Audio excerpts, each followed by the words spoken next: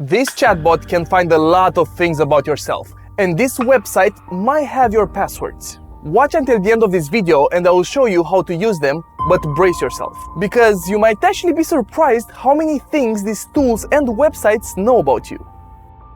This video is for educational and informational purposes only. The tools and techniques discussed are intended to be used for lawful and ethical OSINT, open source intelligence activities, such as enhancing security, conducting research, and investigative journalism. We do not condone or support any use of these tools for illegal activities, including doxing, harassment, or invasion of privacy.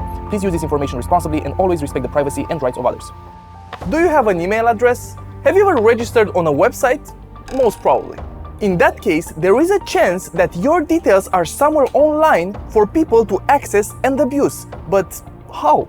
Ever since the dawn of the internet and society in general, people have been trying to take advantage of others. And some people won't stop at anything while they are trying to make a quick buck, regardless of what it takes. If you have been on the internet for more than 15 years, like me, most probably you have once registered on a shady website that lured you in with a hack for your favorite game or an infinite money glitch. I sure did, back when I was young and innocent, but this thing haunts me a little bit now. In case you didn't know, whenever you register on a website, you have to put in your email address, password, answer some recovery questions, your birth date, and maybe a username. Although nowadays you are required to give even more information about yourself, but the way that information is stored is the same. They are all being stored in a database, and those databases are not always the most secure. Shady people from the internet might try to steal a website's customer information, either through SQL injections, brute force attacks, various exploits and vulnerabilities, and everything under the sun. Why would they want to do that? Well, I don't know, blackmail, selling your accounts, and so on. The thing is that money is almost always involved. Nowadays, not even the people who made the website can access your password, for example, because everything is encrypted or hashed.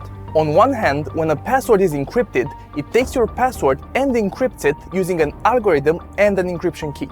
There are multiple hashing and encryption algorithms out there. On the other hand, when a password is hashed, it transforms it into a fixed size string of characters, with the difference being that hashing is meant to never be able to be decrypted, as it does not have a key. Although that can be proven wrong. The thing is that if a bad guy manages to get a hold of a database, it's safe to assume that he cannot read your password. Although things like IP addresses, personal addresses, and more personal information can be seen. This is only one way by which bad actors can steal a lot of information. The other, more notable way is through phishing, a way through which a person tries to present you with a page that looks exactly like the login page from Facebook, for example. It takes your information, sends it back to the hacker 9000 person on the internet, and logs in into your Facebook with the same credentials, if you don't have two-factor authentication enabled, of course. And that's it. Your data is stolen. But you might think of how, more specifically, those people are making money with your details. The thing is that in most cases, it's being passed down from person to person.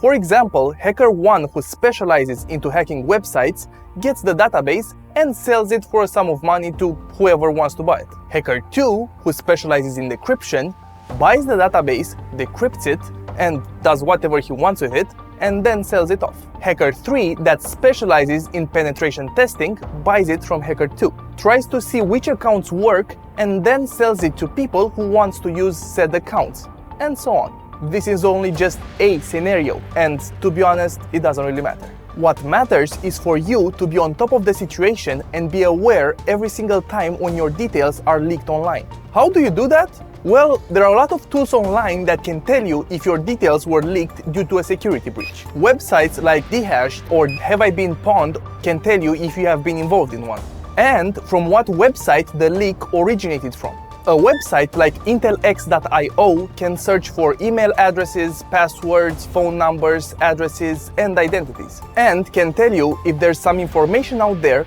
that you might not have wanted to be public. Although, if you want all of those features and remove the censorship, it might cost you like $7,500 a year, at the least, which is a little bit insane.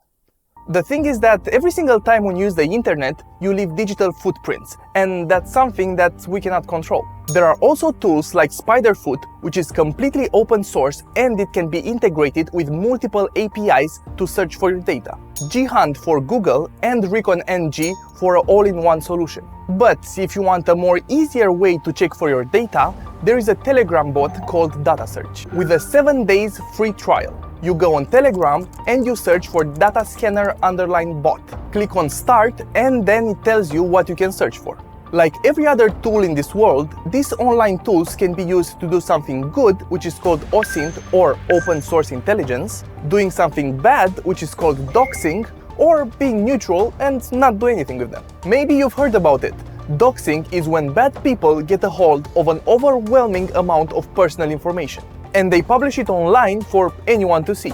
There was a now defunct website called Doxing, where people used to post these in-depth compilations of information about a person. And although the original website is down, there are a lot of clones on the internet.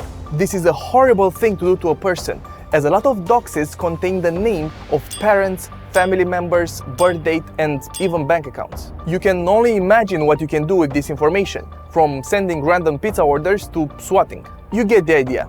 These things are happening constantly and there are a lot of victims. Anyway, now let's imagine some good people that are using these tools for a decent purpose. You can run different background checks on people. They can be used by journalists so they can back up their stories and inform people about different world events. They can even be used for research purposes or cybersecurity. However, or you can just not use them and just know they exist. Or maybe just check yourself and see if any of your passwords got leaked and change them in case they did. How to protect yourself from having your information available all over the internet? Stop using the internet. I'm joking. The majority of websites, they will announce you in case they got hacked or their database got leaked. And the best you can do is to change your passwords as soon as possible. However, you should change your passwords periodically. And if you want to be extra safe and extra tidy, you should get a password manager. Every single time when you create an account, you generate a password and you save it in your password manager. And voila, you are the safest you can be. But sometimes the best we can do is not enough. But at least try to make the life of people that are doing bad things on the internet a little bit harder. Now, don't forget to smash that like button, hit the subscribe button, ding dong the notification bell, and also leave a comment down below and tell us if you ever got hacked. Also, our latest 2 videos are right here. Bye!